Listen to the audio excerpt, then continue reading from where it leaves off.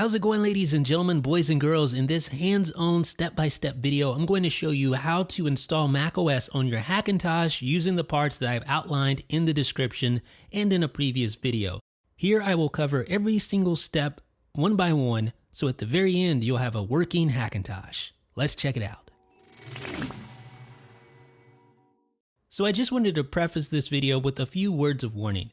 Number one, I make no guarantees that this is actually going to work for you. Hackintoshes are by nature kind of finicky. And if you're not experienced in doing this, then it could be very frustrating and very time consuming to get just right. So keep that in mind. Number two, more than likely, everything isn't going to work as well as it would on an actual Mac. I look at this as more of a stopgap solution until Apple releases real Mac Pros. So keep that in mind. For instance, iTunes movies that I purchased will not play back on this Hackintosh. Now, I could probably work around that. So just to reiterate, this probably isn't something you want to use for work. It's more of a hobby thing. Now that that's out of the way, let's get started with the fun stuff. Now, for the beginning of this tutorial, you will need a computer running macOS already. So you want to open up the Mac App Store and download macOS Sierra. This is a free download and it's a fairly large download. So depending on your internet speed, it's going to take a while. You can see it's almost 5 gigabytes. So in this video, you're going to notice a lot of times I've sped things up to get us through this tutorial in a decent amount of time. So once the macOS Sierra download is complete, you can just quit the installer. The next step is to open Disk Utility. You can find it in the other folder if you open up Launchpad. Once Disk Utility is loaded, plug in your USB drive, make sure there's nothing on the drive that you need, and then select the drive. In my case, SanDisk Cruiser Edge Media. Now click the Erase button, and then give it a name, Installer. Make sure format and scheme match what I have here, and then click Erase. Once the erase is complete, click Done, and then close out of Disk Utility. Now we want to open up the terminal window, which is also in the other folder, and then you want to paste in this command, which will be in the post on 9to5 Mac, and then press Return, and then enter your password and press Return.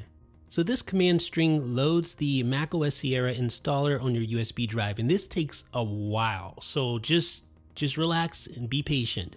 I've sped this up a lot to get through it. But I'm serious, it really does take a long time, so you have to be patient. All right, so we are done. All right, so the next step, you can close out of the terminal window. Okay, so the next step is to head over to the post on 9to5 Mac, download the required files like the bootloader, a couple of kernel extensions, and the audio and graphics drivers. Once you download those, you want to save them to a folder called Hackintosh Files. That name isn't required, but it helps me to stay organized, so I recommend using that. So you can see my Hackintosh Files folder on my desktop here. I'm going to open that up, and you can see the 5 files listed there. So the first thing I'm going to open is the Clover bootloader. So here it is. I'm going to click Continue, Continue again, change install location, and you want to select your Install macOS Sierra USB drive that we just created. So make sure you select the right one, click Continue, click Customize, and then select the first option, Install for UEFI booting only. I call it UEFI, some people call it UEFI, whatever the case may be, just check that first one. And then click the disclosure triangle next to driver 64 UEFI, and then select OS X Aptio Fixed Drive -64. Now when your screen looks like this, click Install, enter your password, and now we're done. So we have the Clover EFI bootloader installed on the USB drive. In doing this, we'll automatically mount the EFI partition on the USB drive. So now we want to open up that EFI folder on the EFI partition, and then open up where it says Clover, and then open up where it says Kext, and then open up 10.12, since that is macOS Sierra. Open up your Hackintosh Files folder, and then drag the 2 kernel extensions, the Kext files, directly to the 10.12 folder. Once that is complete, I recommend going to the installer partition on the USB drive and dragging the Hackintosh Files folder to that partition. So click on the installer, and then drag the Hackintosh Files folder over there for easy access and safekeeping. All right, we're making good progress. So now plug the USB drive that you just created into your Hackintosh and turn it on. When you see the boot logo, you want to press the delete key on your keyboard to load the UEFI BIOS. All right, so here we are. You want to scroll over using your keyboard over to where it says save and exit, and then go down to load optimized defaults, press return on your keyboard, select yes, and press return. All right, so now we want to go back to where it says peripherals. And then you want to go down all the way till you see XHCI handoff. You want to press return and enable that. Press return. All right, now we want to go over to BIOS features. And then we want to press return on the boot option 1 and then select UEFI for your USB drive. So in my case, SanDisk Cruiser, and then press return. Now go over to save and exit and then go up to save and exit setup and then press return and then press return. All right, so now we're going to boot into the Clover bootloader. Now you want to make sure you move your cursor because it will automatically boot whatever is selected if you don't.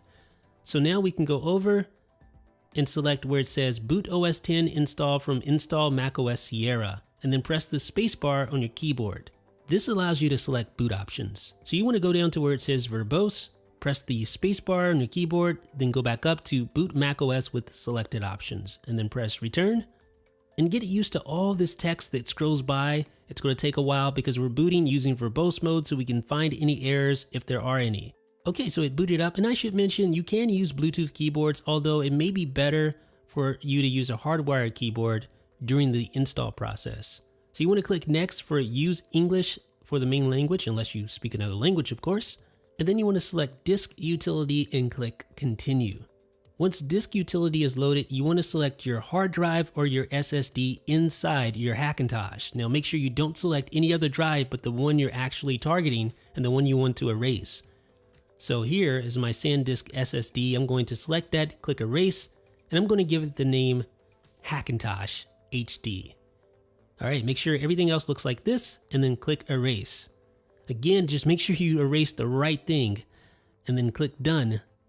You can close that out and then select install macOS and click continue. Okay, now click the continue button again, click agree, select your Hackintosh HD and then click install. Okay, so obviously this portion is going to take a while because you're actually installing macOS Sierra on your Hackintosh. So I've sped this up so we can get through it, but expect to wait some time. It's going to automatically reboot. And when Clover appears again, you want to select boot macOS install from Hackintosh HD, highlight that, press the spacebar, go down to where it says verbose, press the spacebar, and then go up to boot macOS with selected options and press return. All right, again, since we're booting in verbose mode, you're going to see all the text there, scroll by, and then the macOS Sierra install is going to complete. Again, this is time consuming, so be patient. Once done, click the restart button, and it's going to restart. And once Clover reappears, you want to select boot macOS from Hackintosh HD. You'll notice you also have a recovery partition as well, but we don't want that right now. We want to select boot macOS from Hackintosh HD, press the spacebar, select verbose again, go back up to boot macOS with selected options, press return, and then it's going to reboot and macOS should load. All right, so here's our welcome screen, folks. So we can just go through the setup there, make sure you select and connect to your Wi-Fi network. That's the nice thing about that Wi-Fi card we chose because it just works out of the box. So just go through the setup there. I chose not to log into iCloud at this time. All right, you can see everything unchecked. You can pause it if you want to see everything in detail there, but basically just breezing through the setup. All right, so it's going to identify the keyboard. Just follow the on-screen instructions. All right, so we want to open up our install macOS Sierra USB drive. And those Hackintosh files that we put there earlier, yeah, we need those. So the first thing we want to do is open up Clover again, because we want to install the Clover bootloader on our Hackintosh drive so that it can boot independently of the USB drive. So we want to do the exact same thing that we did last time, except this time, select Hackintosh HD as the install location, click Customize, select Install for UEFI booting only, click the disclosure triangle next to drivers 64 UEFI, and then select this option here, OS X Aptio Fix Drive -64, and then click Install. Put in your password, and then click Install Software. Okay, installation is complete. Click Close, and then you'll see that EFI partition that is automatically mounted. So we can click on that EFI partition. We're going to open up a new window first though. Select EFI, open up the EFI folder, open up Clover, open up Kext, open up 10.12, and then drag the two kernel extensions over to that folder. All right, see that Hackintosh files folder is coming in handy, isn't it? So the next thing we want to install is our audio drivers. So double click on Voodoo HDA, click continue, install, put in your password. You know the drill. All right, so it's going to validate, click close. Now we want to install the NVIDIA WebDriver. This works for any Pascal-based card, so a GTX 1070, 1060, etc. So click continue twice, click install, put in your password, click continue installation. It's going to go through and finish the install. All right, now click restart, and then you want to press the delete key on your keyboard when the Gigabyte logo shows up. That opens up the UEFI BIOS again. Since we installed the Clover bootloader on our actual drive inside our Hackintosh, we want to select that drive now for our first boot option. So go down to UEFI OS, and you can see my drive there. So select that, then go over to save and exit, and then save and exit setup. Now, when it boots up, it's going to boot from the drive inside the Hackintosh instead of the USB drive. So now you can just go over to options, press return. All right, then go down to where it says SM BIOS, press return. And for a product name, change it to iMac 14.2. And for board version, do the same thing. If you don't do this, chances are you'll boot to a black screen. So return to the main page, select the boot macOS from Hackintosh HD, press the spacebar, select verbose, and then select use NVIDIA web drivers. And then go up to boot macOS with selected options and press return. All right, there we go, glorious, right? This is your Hackintosh booted up with drivers installed. Looks great. But we don't want to use those Clover options every single time we want to boot into macOS. We want that to be automatic. So to do that, we need to remount the EFI partition and make some changes. So open up terminal, and then you want to type in disk-util space list and then press return. This will give you a readout of all the disks connected to your machine. So the first disk, Hackintosh HD, is the one we want. You can see that is disk 0, and you can see the EFI partition is slice 1. So we want to select disk 0 slice 1. So you want to type the following in to set a mount point, and then press return. Put in your password, press return. Okay, so now we can actually mount the EFI partition that's located on the device we identified as being the right one. So disk 0 slice 1, disk 0 slice 1. It could be different on your machine, so just verify first. And then press return. And now the EFI partition, when you check in Finder, should be mounted, and it should be the correct one. Make sure you mount the correct EFI partition. Whenever you do this, please make sure you mount the right one. All right, so you want to go into Clover again. You want to open up this time the config.plist file, and we want to do a Command F and search for boot. Now, what we're going to do here, you can see there's two arguments, and both of those are commented out. You can see that by the little pound sign next to each.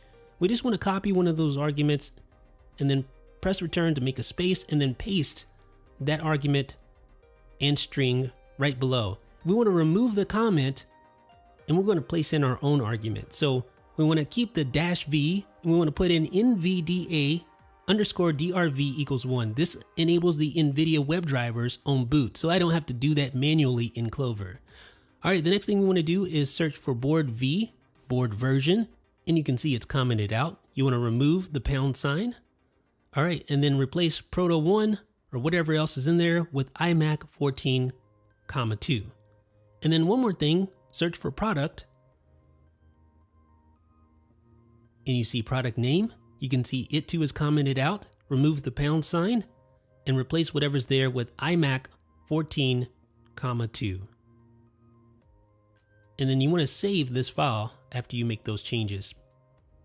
So just go up to File and select Save, and then close it out. You're going to get a little error message. You can just click OK there, that's fine. All right, so now it's time for the moment of truth. We're going to reboot and see if the changes actually work. Now, this time when we reboot, we're not going to press anything. We're going to let Clover handle everything itself and try to boot automatically using our Hackintosh HD. See it counting down there? And see what happens this time. All right, so verbose mode did work. I didn't have to go in and select the V. And look, it booted right up. Awesome. So this works, folks. Now you can just reboot at will, and your Hackintosh should load right up. So now let's talk about some of the things that work well. If you open up network, you can see that Ethernet is enabled. I don't have it connected obviously, but it is enabled. Wi-Fi obviously is enabled. Bluetooth works, AirPods work, audio works, along with my audio interface, the Onyx Blackjack. iCloud works, of course. The App Store works. I'm downloading Final Cut Pro as we speak. AirDrop works because that Wi-Fi card is Bluetooth enabled as well. So I can easily AirDrop files between Macs, iPhones, iPads, etc. What else works here? Oh, there's AirDrop again. Okay, all right, calm down. All right, let's head over to system information. You can see right now, connected via DisplayPort, 1920 by 1080, 60 Hertz. It's actually pixel doubled. So I am running in Retina mode. You can see the GeForce GTX 1080 Ti is working perfectly fine. And USB 3.1 10 gigabits per second is working. I don't have Thunderbolt 3 working yet. I don't have iMessage working, although I will say that Apple Music works very well, but iTunes Movies don't, at least for iTunes in the cloud. I haven't really tested it extensively yet. Some of these things you could probably get working with a little TLC. Like I said, Hackintoshes aren't perfect. They do have issues. For instance, HDMI 2.0 doesn't work, but DisplayPort works perfectly fine. You can see I'm loading up Final Cut Pro 10 here, and that works really well. I'm extremely happy with Final Cut Pro 10. The performance isn't super like extraordinary, but it is solid for sure. And it definitely performs better than my MacBook Pro in a lot of cases. Now I showed you a lot of benchmarks in the previous video I did on the Hackintosh, so make sure you do watch that, but you can see that the Heaven benchmark is running pretty well at 1080p. So that's it, folks. That is how you install macOS on your Hackintosh. If you appreciate this video, please leave me a thumbs up.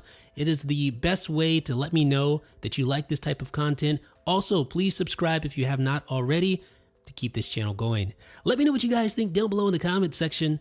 This is Jeff with 9 to 5 Mac.